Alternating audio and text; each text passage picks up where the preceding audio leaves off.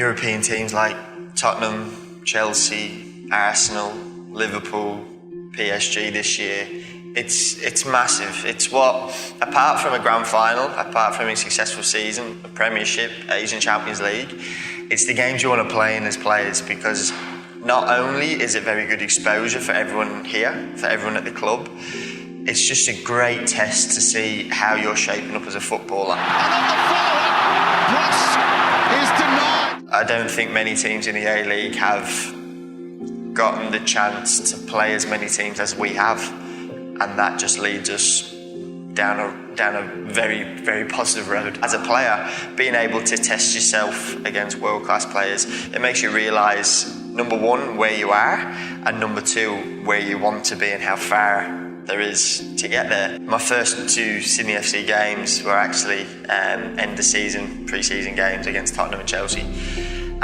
Being able to watch Eden Hazard line up against him, trying to get the ball off him, trying to manoeuvre your way past him, was just such a good learning experience. My first 2-3 seasons leading up to the Arsenal game in pre-season, to be able to try Marc Mesut Ozil, and to actually fully realise what he does on the football pitch was a real eye-opener for me. There's a lot of stigma around him as a player and what he does. Obviously, he's not the most mobile. He wouldn't sprint here, there and everywhere. He wouldn't make a lot of forward runs. But the football intelligence on that chap is amazing. And obviously, look, against Liverpool, playing against Steven Gerrard and people like that, it's lovely to be able to talk about it now, because I'm a 25-year-old lad. I'm coming into a period where I'm going to be starting to, 10 years down the line, think back to all this, touch wood, I'm still playing then. And to be able to have all that experience at such a young age, I'll be forever grateful for that. And he does save it.